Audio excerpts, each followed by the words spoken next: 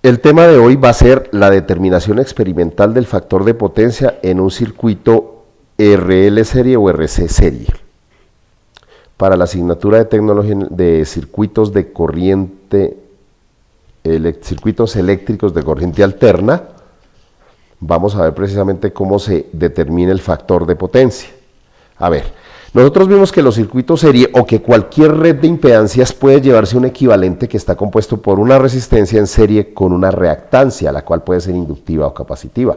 Entonces tenemos dos ejemplos o tenemos dos situaciones posibles. Entonces, una situación que contiene una resistencia que puede estar en serie con una inductancia, que puede estar en serie con una inductancia, o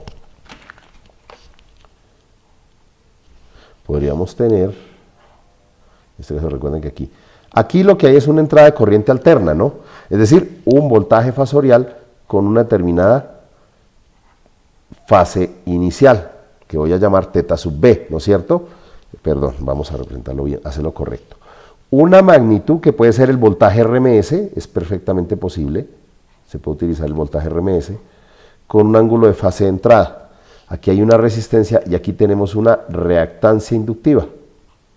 O podemos tener la situación donde tenemos una resistencia diferente, no tiene que ser la misma, conectada con una capacitancia, ¿no? Un condensador. Entonces tenemos, en este caso, en esta entrada, una entrada BRMS con una fase inicial, una resistencia y en este caso una reactancia capacitiva. Listo, ahí tenemos esa situación. A ver, recuerden que en un circuito serie la corriente fasorial está dada como el fasor del voltaje a la entrada del circuito, ¿cierto? Con su determinado ángulo, sobre la impedancia equivalente. Recuerden que la impedancia tiene asimismo también una magnitud y un ángulo, ¿no? La cual viene determinada por cómo esté el circuito en total. Recuerden ustedes que para un circuito como estos, aquí, la Z equivalente es igual a R más JXL, mientras que aquí la impedancia equivalente al circuito es R menos JXC. ¿Recuerdan? Entonces, en cada una de estas la corriente es distinta. Por ejemplo, vamos a borrar aquí. Vamos a borrar esto.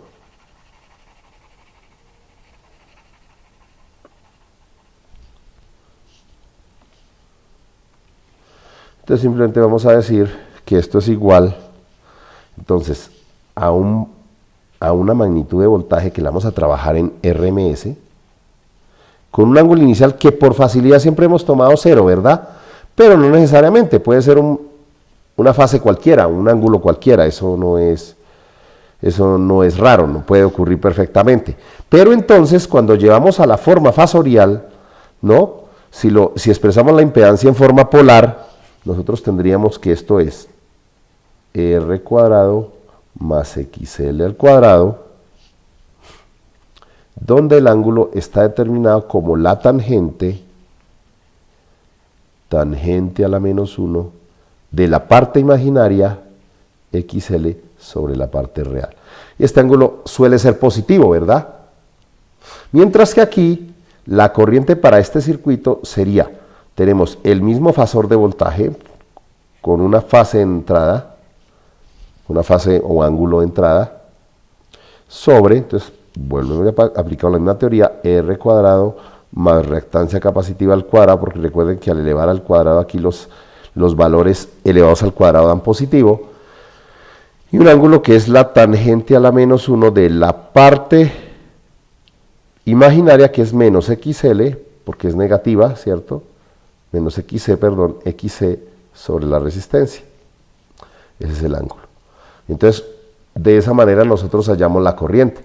Entonces, la corriente viene dada de acuerdo, en este caso, al ángulo que tenga el voltaje de entrada y la impedancia del circuito, ¿cierto? Bueno, a ver, Experimentalmente, para determinar cuál es el factor de potencia, nosotros necesitamos saber cuál es la diferencia de fase entre corriente y voltaje. Es decir, aquí va a haber una corriente, ¿no? Porque como es un circuito serie, hay una corriente que es la misma para todos. Sin embargo, las medidas suelen tomarse así. Nosotros hemos representado, yo siempre he dibujado el circuito serie como la resistencia primero y la reactancia aquí, pero no necesariamente tiene que ser así. Y de hecho en la práctica es mejor, cuando uno va a hacer un experimento, es mejor que coloque la reactancia en este punto, o sea, aquí, dibujo un rectángulo para representar que aquí puede ir una inductancia o una capacitancia. Y acá colocamos entonces la resistencia, la cual va a recibir aquí, va a completar aquí el circuito. Listo, entonces aquí nosotros tenemos acá una X que puede ser positiva o negativa, es una reactancia, puede ser más menos JX, positiva si es una reactancia inductiva, negativa si es una reactancia capacitiva, ¿no? ¿Por qué lo tomamos de esta manera? Porque si yo mido el voltaje en la resistencia, resulta que el voltaje y la corriente en la resistencia siempre están en fase, o sea, el voltaje que yo mida acá, aquí va a haber un voltaje que es el voltaje de entrada. Este es el fasor, voltaje de entrada, y aquí tendremos el fasor que representa el voltaje en la resistencia. ¿Sí? De tal forma que la corriente siempre será igual al voltaje medido en la resistencia sobre el valor de la resistencia. Es decir, esto simplemente nos da que es un voltaje en la resistencia, un valor RMS casi siempre, con un ángulo que pues depende cuál sea la diferencia, y generalmente se toma como el ángulo que tiene la onda de voltaje en la resistencia respecto a la entrada, sobre el valor R, pero el valor R es un valor real, es decir, se divide directamente, es decir, estos dos terminan siendo simplemente el voltaje en la resistencia, el valor RMS, el voltaje en la resistencia dividido sobre el valor de la resistencia, con una fase que ya tiene que medirse con un aparato especial que es el osciloscopio. Entonces, con el osciloscopio nosotros podemos medir cuál es el desfase entre ondas. Ese sí nos permite medir eso. Calculamos la corriente. Entonces, ¿qué sabemos nosotros? Si nosotros hacemos que siempre el voltaje de entrada sea un valor RMS con un ángulo de 0 para facilitarnos la vida, entonces nosotros siempre vamos a tener que la corriente va a ser el valor RMS o valor eficaz del voltaje en la resistencia con una fase que es la de la diferencia angular que tenga la onda de voltaje respecto, la onda del voltaje en la resistencia respecto aquí, a esto. Entonces, ¿cómo determina uno eso? Pues ya toca verlo gráficamente, ¿no? Y determina usted cuál es la fase. Entonces, en este caso, el factor de potencia o el ángulo que llamamos el factor de potencia es el coseno de la diferencia entre la fase que se le da al voltaje menos la fase que se le da a la corriente, que ustedes ven es la misma que está en la resistencia en este caso, es decir, el ángulo de fase que hay en la resistencia es el mismo ángulo de fase que hay en la corriente, porque el voltaje en la resistencia y la corriente en la resistencia siempre están en fase. A ver, esto puede dar positivo o negativo, sin importar que sea positivo y negativo, el coseno de un ángulo, desde que el desfase no supere los 90 grados, si el desfase es mayor de 90 grados, entonces ya el coseno nos da negativo. Pero para una diferencia que nunca va a ser mayor de 90 grados, ya sea que esto nos dé positivo o negativo, lo que está aquí adentro, me refiero a esto siempre va a dar un ángulo que está entre menos 90 o más 90 grados. Sea positivo o sea negativo, el coseno de un ángulo siempre en ese rango va a ser positivo. O sea, el factor de potencia siempre es positivo. Pero en dependencia de si lo que hay aquí es positivo o negativo, entonces uno dice si está en atraso o en adelanto. Entonces, si esta diferencia angular es negativa, entonces usted dice que el factor de potencia está en atraso.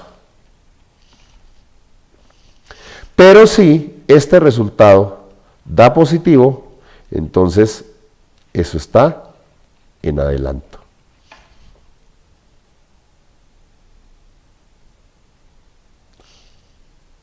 más o menos, ¿no? Uy, perdón, aquí tengo un lapsus en este momento, tengo que averiguar bien, necesitaré corregir, y si en el video resulta que no es así, pues yo lo estaré consultando a ver cuál es la verdad. Permítanme un momento, consultamos si es en atraso o en adelanto. Bueno, perdón, planteo aquí la situación. Yo aquí puse salvajemente que si esto da negativo se considera atraso. No. Ahí sí tengo que corregir esto. Veamos a ver, ¿qué es lo que ocurre? En realidad lo que pasa es lo siguiente. Puede ocurrir que la corriente, si la corriente está trazada con respecto al voltaje, esto termina siendo positivo porque si la corriente se atrasa, este ángulo, entonces es así, perdón, esto era realmente así, es si θ sub i es un valor negativo, es decir, menor que 0, entonces sí decimos que hay un atraso, un factor de potencia en atraso, porque se atrasa la corriente. Entonces, atraso de la corriente. Y al reemplazar acá, como esto va a ser un ángulo negativo, el menos de acá y el menos, por ser un ángulo negativo en atraso, entonces daría más. Esto daría positivo. Pero si la corriente es mayor que 0, o sea, se adelanta el voltaje, ocurre antes, entonces decimos que es una corriente en adelanto. Eso es en realidad. Ahora sí, esa sí es la teoría correcta, esa es la manera correcta de verlo. Bueno, vamos a ver entonces un ejemplo para tenerlo más claro. Quiero mostrar este ejemplo. En este caso yo he dibujado en el software GeoGebra algo que representa lo que se podría ver en un osciloscopio. En un osciloscopio, si uno revisa y compara una onda de entrada con una onda de salida, nos damos cuenta de lo siguiente. Miremos aquí, por ejemplo, la onda roja representa el voltaje. Noten que el voltaje está ubicado de tal manera que su desfase es 0, es decir, la fase inicial es 0. La corriente, como ustedes pueden ver acá, que está en color negro, está corrida adelantándose con respecto al voltaje, es decir, la corriente está en adelanto. ¿Por qué? Porque un desplazamiento de la onda en el tiempo hacia la izquierda representa un adelanto, ¿verdad? Entonces, al estar adelantada hay que ver por qué ángulo es. Entonces decimos que es el factor de potencia aquí está en adelanto porque la corriente se adelanta. Entonces, ¿cuál sería? Aquí está fácil de determinar porque se puede ver que en efecto la corriente es en adelanto porque hay un desplazamiento hacia la izquierda, entonces está más 30 grados, mientras que la fase del voltaje es 0 grados. Entonces, si nosotros hacemos el cálculo de la diferencia de voltajes, ¿cómo nos daría? Veamos a ver. Entonces, aquí tenemos lo siguiente. Pasemos entonces aquí a GeoGebra. El ejemplo fue, yo tengo una señal de voltaje dada por 5 seno de 2pi por t, es decir, que fasorialmente se puede representar como, fasorialmente es igual a, bueno, lo podemos colocar de dos maneras, como su voltaje RMS, ¿cierto? Su voltaje medio cuadrático, el cual se obtiene simplemente dividiendo el valor pico 5 entre raíz de 2, ¿verdad?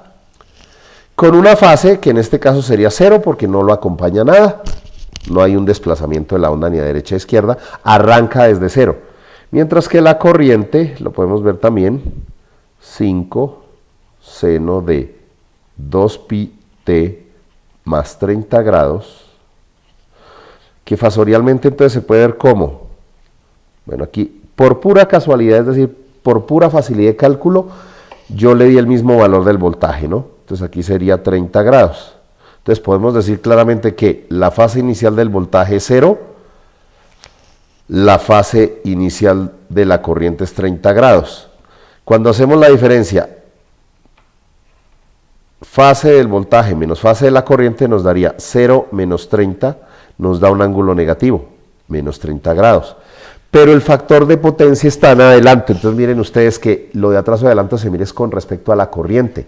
Si la corriente se adelanta con respecto al voltaje, significa que hay un adelanto de la corriente, o que está el factor de potencia en adelante. Entonces, el factor de potencia simplemente es el coseno del ángulo que se da entre esa diferencia, en este caso de menos 30 grados.